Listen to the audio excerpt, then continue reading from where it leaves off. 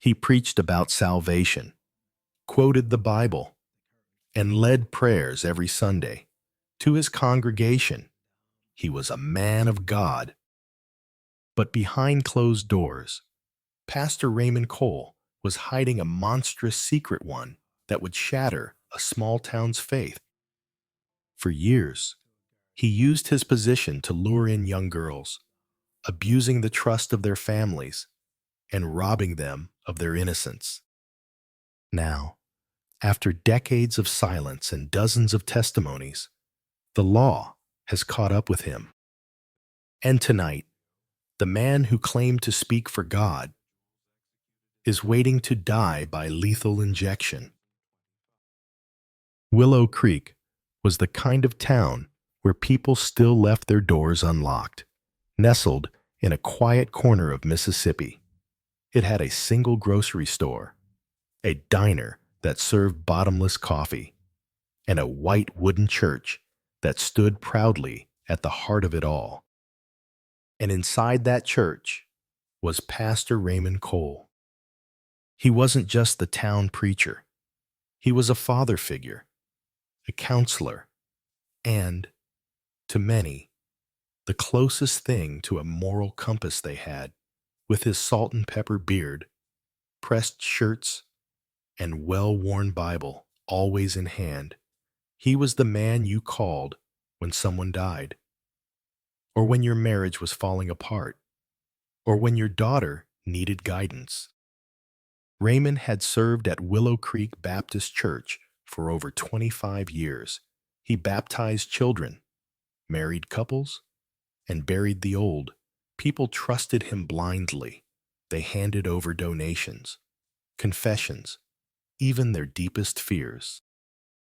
But no one knew what he kept hidden behind his office door.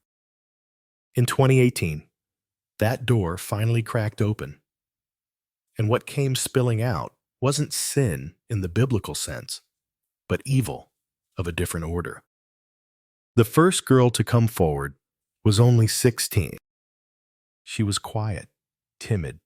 She said it began after Wednesday youth group. She'd stayed behind to help him stack chairs. He offered her a ride home, but he didn't drive her home. Instead, he took a back road out of town, parked at Vermont near an abandoned barn, told her it was God's plans. And then he broke her. At first, the town didn't believe her. Not because her story lacked detail, but because what she accused shattered the image of the man they trusted most. Pastor Raymond Cole had baptized their children, comforted widows, and spoken at every town funeral for 2 decades. How could he be capable of such evil? Her own parents were conflicted. They didn't want to ruin the church's reputation. Church elders urged discretion, reminding her of Pastor Cole's service to the Lord and the congregation. They prayed for healing not for her, but for him. But she refused to be silenced. She reached out to a former member of the congregation, a woman who had left Willow Creek years ago under mysterious circumstances. That woman listened quietly. When the girl finished her story, the woman said only one thing: "He did it to me, too." Those 5 words changed everything. Within weeks, more girls came forward, all teenagers at the time of their alleged abuse.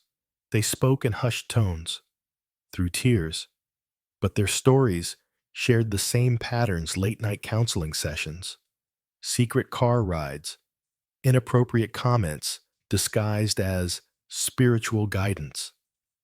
Sometimes fear kept them quiet, sometimes shame. One survivor recalled him saying, "You're special. God brought you to me." And another whispered, "I thought I was the only one." By the end of the month, 6 testimonies had been recorded. The county sheriff opened a formal investigation. The church was no longer a sanctuary. It became a crime scene. Search warrants were issued. Deputies collected evidence. What they found in his study, and later in his home computer, was just the beginning. The search of Pastor Cole's office revealed what investigators called unsettling irregularities: a locked file cabinet with handwritten notes, coded lists, and dozens of printed photographs. But it was the search of his home that truly opened the floodgates. Hidden beneath the floorboards of his study was a fireproof box. Inside, multiple USB drives, memory cards, and a journal bound in cracked leather. The contents were chilling. Each storage device was meticulously labeled with initials, dates, and cryptic titles like Wednesday Session, Confession A. M., or Lesson in Trust. The journal, written in Pastor Cole's handwriting, documented years of manipulation, noting which girls were receptive, who had doubts, and who needed more time. It was clear he didn't just act on impulse. He planned, he categorized, he studied them. Forensic experts began sorting through terabytes of data. What they found amounted to digital trophies, recordings of private meetings, voice memos, even email drafts never sent. Many videos had been filmed in his church office, some in his car, others, no one could identify the location. And the most horrifying detail, he had been keeping records for over 30 years. The sheriff's department contacted federal authorities, with the scope of abuse possibly spanning multiple states and decades. Pastor Cole was arrested and charged with 43 counts, ranging from child exploitation to aggravated sexual assault, and the charges kept growing. His arrest made national headlines. But for the victims, this was only the beginning of a much harder journey from silence to justice. The courtroom was packed on the first day of the trial. Journalists lined the back wall. Former church members sat shoulder to shoulder in silence. Some were there for justice, others for answers, but none of them could have anticipated what would unfold over the next 6 weeks. Raymond Cole entered in a beige prison jumpsuit, shackled at the wrists and ankles. Gone were the tailored suits and polished shoes. He looked older, smaller, like the shell of a man who once stood behind a pulpit and commanded a congregation. But the moment he raised his eyes, still calm, still deliberate, every survivor in that room felt the weight of their past crash down again. The prosecution began with testimony from the original victim. She spoke clearly, trembling but unbroken. Then came the others, one after another. Young women took the stand now in their 20s or 30s and shared what they had been too afraid to say years ago. Each story was like a mirror of the next. The manipulation, the secrecy, the twisted use of scripture. One woman broke down in tears as she recalled him whispering, "God won't forgive you if you tell him." Forensic evidence was introduced. The USB drives, the journal, the recorded sessions. The jury listened in stunned silence. The defense tried to paint Pastor Cole as a misunderstood servant of God. They blamed childhood trauma, loneliness, even spiritual confusion, but none of it could undo what had already been done. After 29 days of testimony, 64 witnesses, and over 300 exhibits of evidence, the jury deliberated for just 6 hours. Their verdict: guilty on all counts. When the judge read the decision, the room didn't erupt. It exhaled. The courtroom was silent when the judge returned. He adjusted his glasses, cleared his throat, and read the sentence without pause.